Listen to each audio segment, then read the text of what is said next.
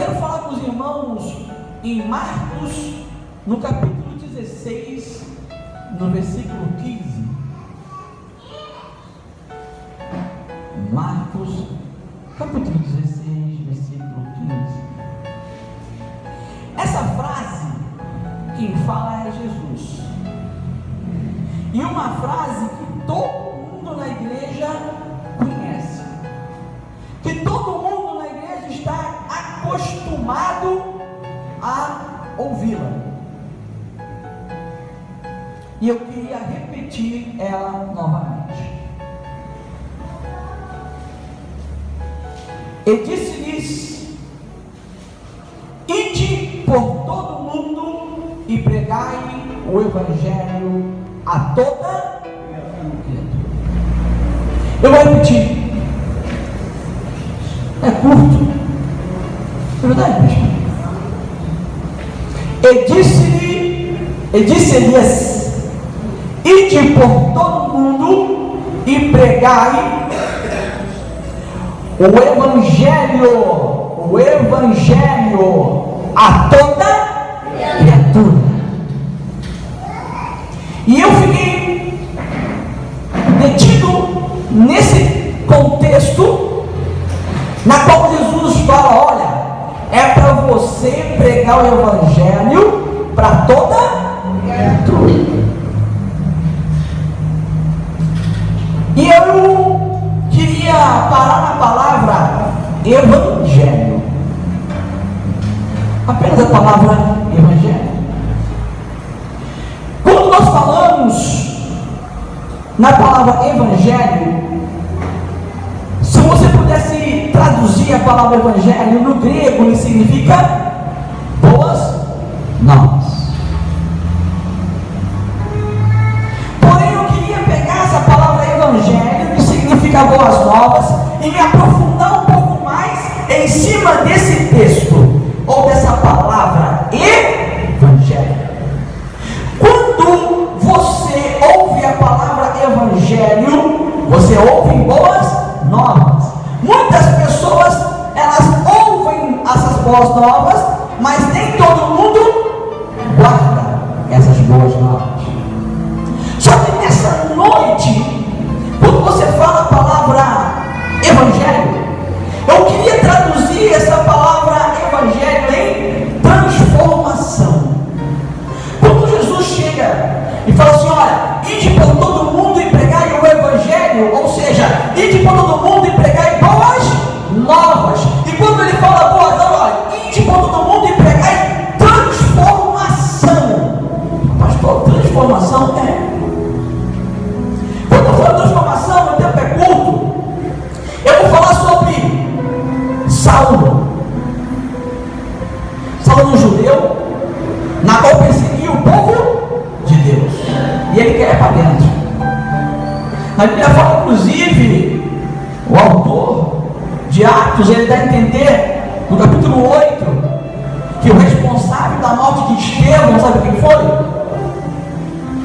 Nosso amigo Saulo. Incrível, né? Só tem uma coisa: quando Saulo passa a conhecer a Jesus e fala com Jesus de frente a frente, Saulo é transformado. E nessa transformação de Saulo para Paulo, ele sai de perseguidor para perseguido. Olha, Paulo, ele passa a conhecer a Jesus. Só que em consequência disso, há uma transformação nele. Tem muitas pessoas que congregam na igreja, conhecem Jesus, mas não são transformadas. E aí você olha para a sua vida e fala: eu venho na igreja terça, quinta, sábado, domingo, segunda, terça, não sei quais são os dias, faz vigília. E você fala: mas a minha vida, ela continua a mesma. Eu pergunto para você: você conhece a Jesus ou você foi transformado por Jesus? Aí eu vou dizer para você, uma das características da pessoa, quando ela é transformada por Jesus, exemplo, Paulo. ele começa a levantar a bandeira do Evangelho. Tem pessoas que são transformadas, ou melhor, dizem ser transformadas, mas passa segunda, terça, quarta, quinta, domingo, e ele não fez nada. Chega no domingo, ele olha e fala: Jesus, tu transformou a vida de Beltrano, de Ciclano, e a minha vida não é transformada. Sabe por que sua vida não é diferente? Porque você conhece Jesus, mas o teu coração não foi transformado. Porque quando o teu coração é transformado, você pensa diferente, você age diferente, você tem atitude diferente, porque você foi transformado. Hoje eu vejo muitas igrejas nascendo, mas eu tenho muita preocupação, porque ao mesmo tempo que tem muita igreja, hoje existem poucas igrejas. Eu olho para você e falo: sabe por que tem poucas igrejas? Porque tem poucas pessoas com responsabilidade com o Evangelho. Não adianta você cantar corinho, porque o diabo sabe cantar corinho. Não adianta você ler a Bíblia, porque o diabo conhece a Bíblia melhor do que você. O que adianta é você ser transformado, porque se não houver transformação dentro de você, o Evangelho não nasceu em você. E se o Evangelho não nasceu em você, não existe nenhuma comunhão entre Deus e você. E nós vemos que Paulo começa a fazer um rebuliço e pregar o Evangelho. Só que quem conhece a história de Paulo, nem todo mundo gostava de Paulo. Tem gente que só acha que as pessoas têm que gostar de você. Eu quero dizer para você uma coisa: as pessoas que te acompanham, que estão do teu lado, não obrigatoriamente serão suas amigas. Sabia disso? Tem gente que acha porque está na igreja todo mundo vai torcer por você. Nem sempre. Quem sabe quando você vai cantar um hino, se desafinar uma letra, a pessoa, ao invés de olhar assim: Jesus abençoa, a pessoa coloca um sorriso dentro. Eu me lembro quando eu era jovem, adolescente, estava na igreja e o vice-pastor da igreja me chama para poder dar um testemunho. E eu só que já sabia que meu pai me avisou que eu me chamar. Eu cheguei na mocidade e falei: olha, quando eu for cantar, eu cheguei no púlpito, eu vou ler um versículo, melhor, eu vou cantar um corinho e vou ler um versículo da Bíblia.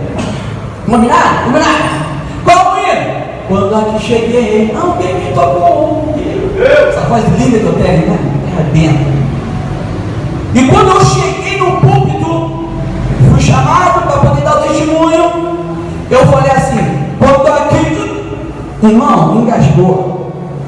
A igreja continuou cantando, mas a mocidade, não tinha um que não sorrisse. Eu peguei a Bíblia e comecei a ler o capítulo numa velocidade.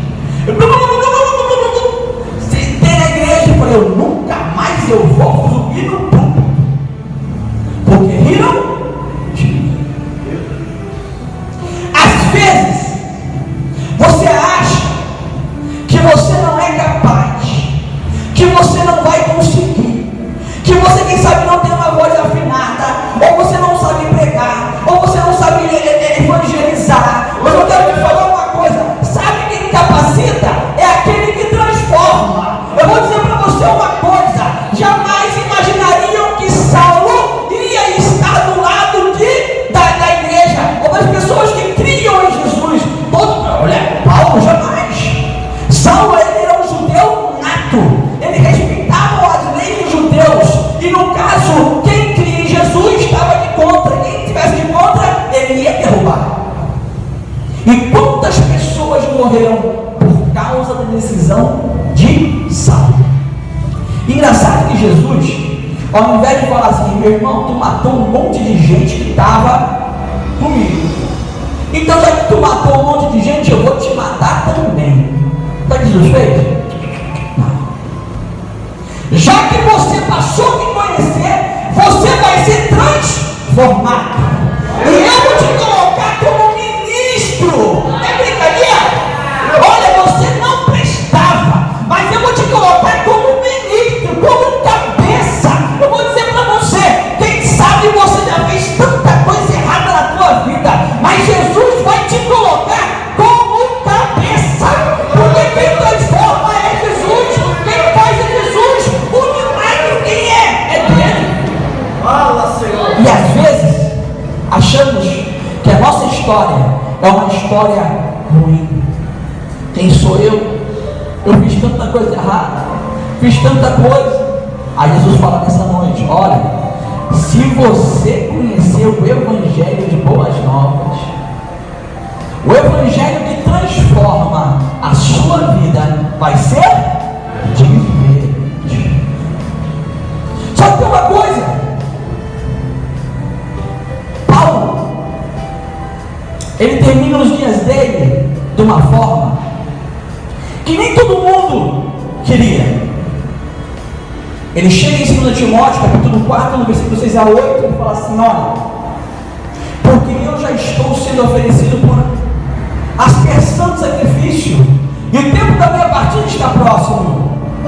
Aí ele fala assim no versículo 7: combati o bom combate, acabei a carreira e guardei a fé. E não foi no hotel 5 estrelas que aconteceu isso não, hein? Foi aonde? Foi na prisão? Eu vou dizer para você uma coisa: às vezes achamos que vida transformada necessariamente nós só vamos viver de sucesso em sucesso. Mentira. A luta vai vir, mas se você tiver a vida transformada, Senhor, eis-me aqui. Se tiver com dificuldades, Senhor, eis-me aqui. Se tiver com problemas na qual você fala: olha, não tenho o que comer amanhã, Senhor Jesus, eis-me aqui. Sabe por quê? Porque quem tem vida transformada não se pega em detalhes deste mundo. Tem muitas pessoas pregando apenas sucesso. Sucesso faz parte do crente, mas não é o principal.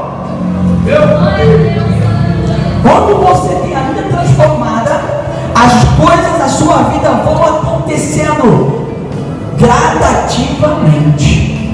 Só que tem pessoas que não têm uma vida transformada, e se você não tem uma vida transformada, não tem o Evangelho em você.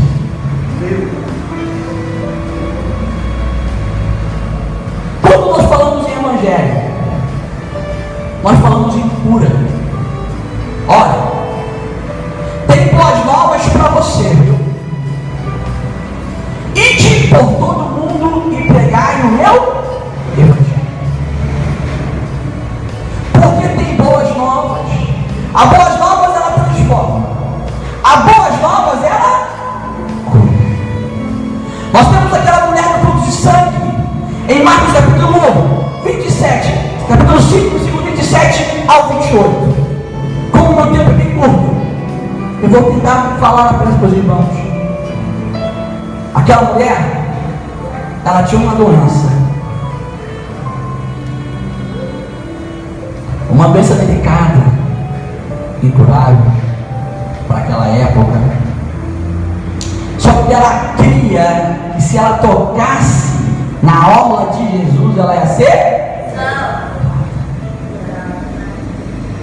Tem gente que fala no Evangelho, tem gente que fala até línguas estranhas, mas na hora não acredita no Evangelho que ela prega. Meu Deus! Tem gente que fala Jesus, sangue de Jesus, tem poder. Tem gente que coloca óleo ungido na casa, coloca ungido na pizza, coloca ungido em tudo que é lugar. Só tem uma coisa: para que você tenha efeito nesse óleo ungido, você tem que acreditar. Não adianta. Quando ela toca, aquela mulher ela empurra um, empurra outro,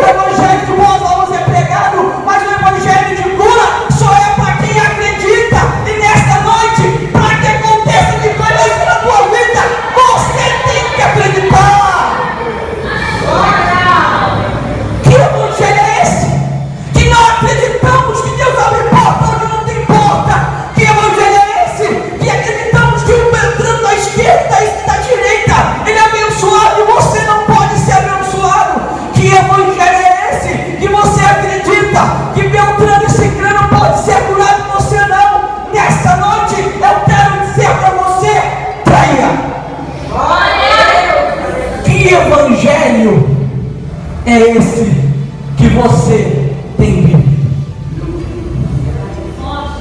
O Evangelho, ide por todo mundo e pregai o meu. Evangelho não significa boas novas. O Evangelho significa transformação. O Evangelho significa cura. O Evangelho significa poder. Pedro, homens tripulados, eu pareço muito com Pedro.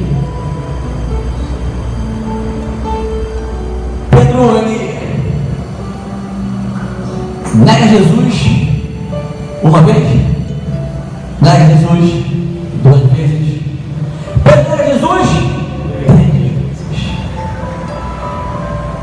Em Marcos capítulo 16, versículo do 66 ao 72, Pedro nega Jesus pela primeira vez. Em Lucas capítulo 22, versículo do 54 ao 62, eu não estou entrando em detalhes por causa do nosso horário, Pedro nega Jesus a segunda vez. Em João capítulo 18, do versículo 15 ao versículo 18, Pedro nega Jesus três vezes. Meu Deus. Perguntinha: quantas vezes você tem negado Jesus?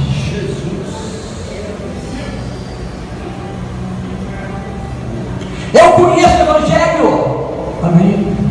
Eu sou crente. Amém. Eu dou dízimo. Amém.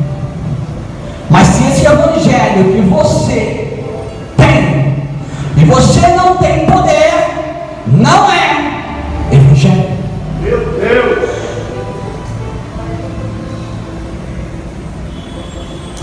Essa noite eu estou querendo fazer uns comparativos, mas eu quero que você entenda que Deus pega um nada e transforma em.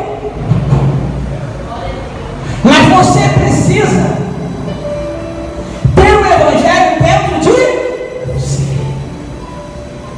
Não adianta você apenas vestir uma bandeira ou ter uma bandeira de boca para fora. Aqui no Brasil, a gente só usa verde e amarelo quando tem jogo do Brasil. O jogo do Brasil parece um monte de peixe, um monte de time amarelo, né? Verde e amarelo, entendeu? Né? O Brasil vai ser pentacampeão, não sei, e por aí vai. Só tem uma coisa: quem mora lá fora do Brasil sabe do que eu estou falando. As pessoas, elas vestem verde e amarelo todo dia quase. Meu Deus. Porque elas são brasileiras. O brasileiro, ele vira patriota fora do Brasil, porque ele sente uma falta desse país que você não imagina. E aí ele está fora do Brasil, aí ele coloca lá a camisa, né, amarela do Brasil, né, aquela camisa, não é isso? Aí, pô, eu sou brasileiro. Você olha aquele pintinho amarelo, ele é brasileiro, Aí você vai na casa dele, é engraçado, olha como que é. Lá, se quiserem fazer te honrar, né, na casa da pessoa, ela vai colocar agora na Antártica, na mesa. Porque isso lá não tem. Agora na Antártica, né? Agora na Antártica. O brasileiro está lá, ele dá valor à bandeira que ele é de origem. Fala mal de quem você quiser, mas não fala mal do Brasil, não. No Brasil lá tem pobreza, todo lugar tem. No Brasil tem favela, todo lugar tem, ué. Aí lá no Brasil tem isso, mas aqui tem isso de errado. O cara defende o Brasil com má vontade. Coxinha, lá os brasileiros costumam de ir até as lojas para comer a coxinha, para comer um salgado, para lembrar do. E quem mora no Brasil? Hoje estamos evangelho. Sou crente. Sou crente. Tem gente que brinca com a igreja. Tem gente que acha que isso daqui é brincadeira. E eu vou dizer para você, Jesus está voltando. Isso aqui não é brincadeira. E se você não tiver o evangelho dentro de você, você vai ficar. Deus está me trazendo para você, avisar para você um detalhezinho. Olha, Jesus está voltando. E se o evangelho não estiver dentro de você, você vai ficar.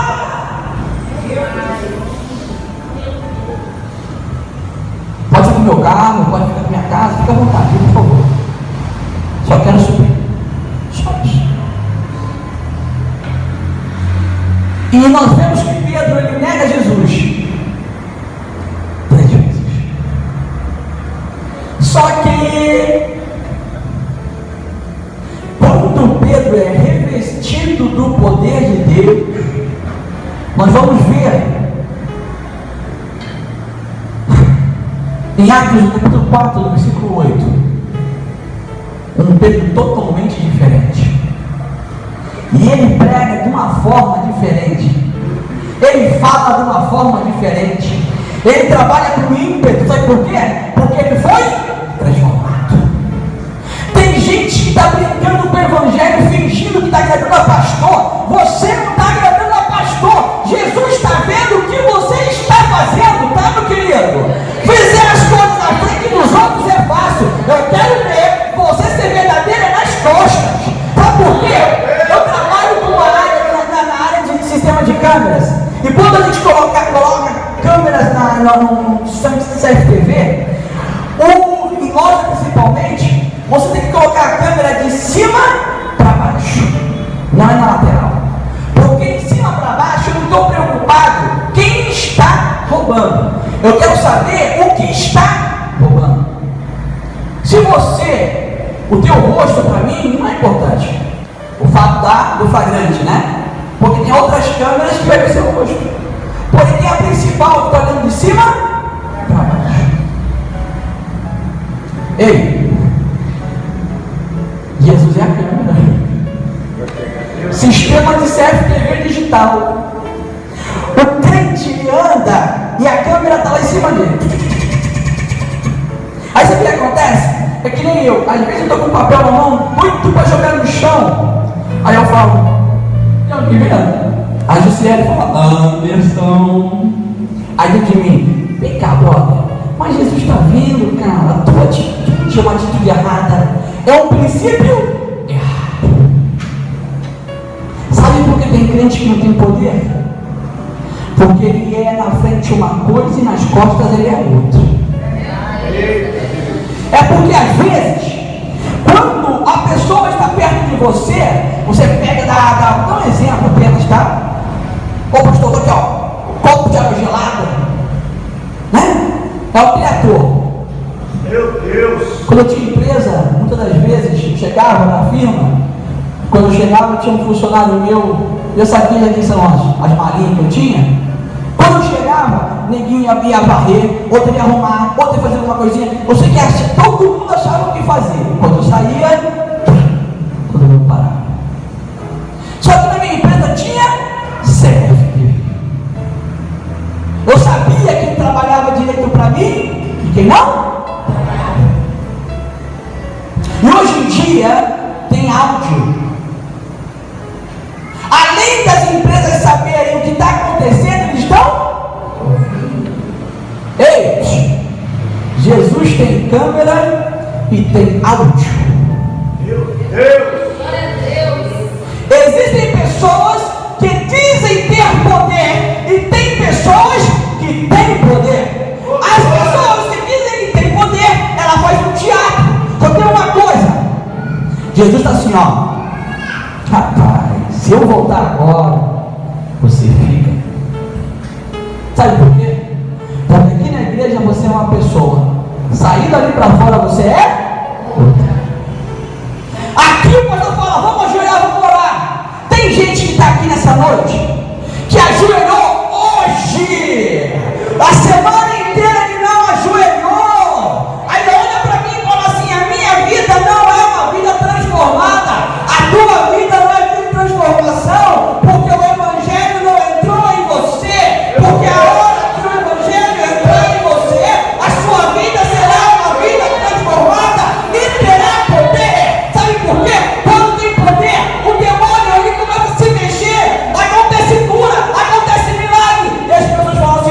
você é diferente. A tua atitude é de... Tu parece crente, rapaz. Ó, quantas das vezes já chegaram para mim e falaram assim, pô, tu parece crente. Tu é diferente. Quando o evangelho entra em você, a tua vestimenta muda. O teu falar muda. O teu pensar muda. A tua ação muda. Quando o evangelho entra em você, há transformação. Nessa noite, que evangelho é esse que você quis conhecer? E eu vou dizer para você, não leva mal não. Está perdendo o tempo na igreja se está brincando com Deus. Porque Deus coloca de castigo. O ruim, que tem gente que diz que conhece o evangelho e vai parar lá na baleia.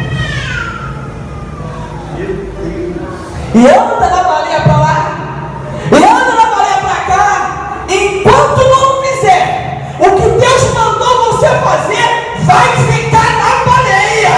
Porque se não tiver vida, porque Deus tem um plano com você. Olha, enquanto você não aceitou Jesus, é campo neutro. Depois que você aceita Jesus, você passa a ser filho dele. E aí tem um detalhe: quando Deus passa a ser teu pai, o meu pai, ele, quando eu era criança, adolescente, até hoje, às vezes eu, pai, você, ele fala, você não, Senhor. Isso porque estou agora, né? Se fosse mais novo, era um tapa na boca. Quando eu errava, o meu pai fazia o seguinte, olha, eram 3 irmãos, são Anderson, André e Israel. Aí às vezes o André aprontava alguma coisa, um exemplo, apanhava Anderson, André e Israel. Eu, como era o mais santo, né, da história, os meus irmãos apanhavam por minha culpa. Ei, você é filho do papai. E às vezes você está apanhando para poder aprender. Pá! E você insiste. Pá! Você insiste. Pá! Você insiste. Eu quero te perguntar: até quando você não vai entender que o Evangelho está batendo nas tuas portas e precisa ter transformação na sua vida? Tem pessoas que agradam uns, agradam a outros e não se agrada a si próprio. Já viu isso? Tem gente que é assim. Tem gente que não mudou ainda o Evangelho porque ele tem vergonha que vai constranger o amigo dele, que ele vai perder um amigo ou amiga, que o marido vai abandonar a esposa. Só vou dizer para você uma coisa, ó. Se Jesus estiver em você, o teu meio vai ser transformado.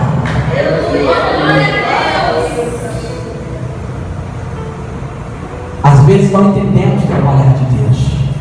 Da mesma forma que Jesus castiga até você e mais alguns por tua culpa, Deus também abençoa toda a tua família por tua culpa. Às vezes você fala assim, poxa vida, meu filho conseguiu isso, minha filha conseguiu aquilo. Sabe por quê? Tem alguém olhando por eles. Não existe sorte para crente, existe oração. Não existe sorte para crente, não existe sorte para crente, sabe o que existe? É quando você conhece o Evangelho e o Evangelho está dentro de você. Quando Jesus fala assim para os discípulos, olha, ide para todo mundo e pregai o Evangelho, olha, avisa para todo mundo que tem boas novas, olha, avisa, tem transformação, tem cura, tem salvação, tem negócio de vida, olha, avisa para todo mundo que tem coisa boa. Já imaginou? No shopping à noite, uma promoção, Casas Bahia, entrou, pegou e não paga nada. Você vai pegar sozinho ou você vai dar para todo mundo? Galera, vai todo mundo para Casas Bahia, porque está dando lá promoção. Ah, é para pegar geladeira, fogão. Meu irmão, se supermercado com desconto, supermercado Guanabara, né? Aniversário do supermercado Guanabara, você paga. Mas só porque o supermercado fala que está mais barato, que acontece no mercado. Meu irmão, o negócio fica feio. Todo mundo quer e está pagando. Jesus é de graça. E você fala, pô, peraí, o cara não convenceu o cara. Porque você não se convenceu? Assim pode. Você fala de uma coisa que você sabe que nem você acredita. É pura lata. Nessa noite, em nome de Jesus, eu te convido a conhecer e permitir que o Evangelho entre em você. E o Evangelho também é o união. Eu nessa noite eu queria fazer uma pergunta para você. E eu vou terminar, pastor. 3 minutinhos. Olha para o irmão do teu lado. Só tem uma coisa: quem é casado não vale. Tem que olhar para quem não é, para a pessoa que não é casado não vale. Se olhar para a Jussiele, você tem Jussiele. Eu vou olhar para o pastor Bispo, ele está do meu lado aqui. Vem aqui, Bispo, está aqui do meu lado. Fica do meu lado. Vamos lá. Fica perto do meu lado. Aí, já não para alguém já? Fica lá da esposa do Bispo. Da esposa do Bispo, por favor. Você da porta, lá da esposa do Bispo. Aí, olha para a esposa do Bispo. Rapidinho. Olhou? Eu vou fazer uma pergunta para vocês. Qual é o nome do pai da pessoa que está do teu lado? Sabe? Quantos? Não pode, né? Não pode. Família não pode. Olha o bispo. Olha para o bispo. Pergunta não. Eu te pergunto, aonde mora a pessoa que está do teu lado? Eu não sei. Qual é o nome do pai dele? Eu também não sei. O que ele gosta? Pastor, eu não sei o que você gosta. Você gosta de chocolate? Mais ou menos? Também não gosto de negócio de salgado. Pizza. Olha a profecia. Você viu? Segunda vez Deus falando, pizza. Vamos lá, Deus é fiel, pastor. Firme na rocha. Aí, olha pro teu lado, rapidinho. E você vai entender o que Deus vai falar com você essa noite. Eu queria saber se você sabe como foi a semana do teu irmão que está do teu lado.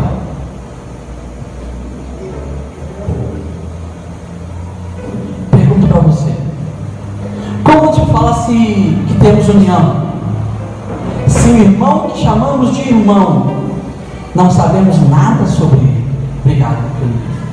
Pode sentar. Estamos hoje participando da Santa Ceia. E você tem tomado Santa Ceia em janeiro de 2016, fevereiro. Estou indo um ano. Estou te dando uma chance, hein? Um ano, hein? Fevereiro, março, abril, maio, junho, julho, agosto. Dezembro.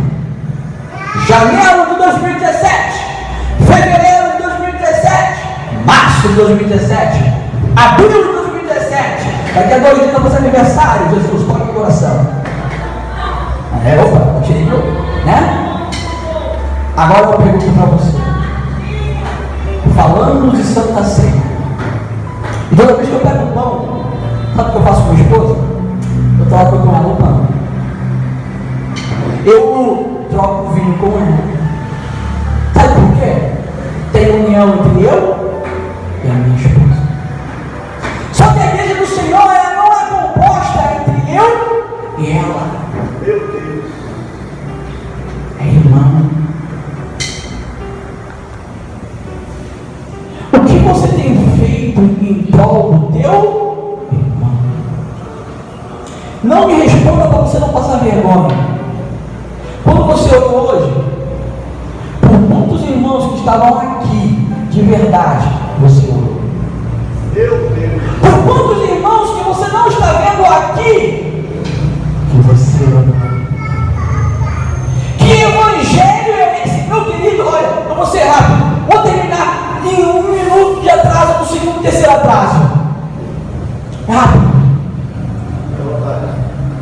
Amados, eu tenho que aprender a fazer pudim.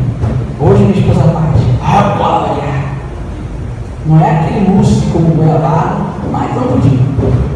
E quando eu aprendi a fazer pudim, me disseram como fazer pudim, para fazer pudim é cheio de graça o negócio. Você coloca lá o leite moço, o bagulho no liquidificador, bate no liquidificador. Só que tem uma mágica.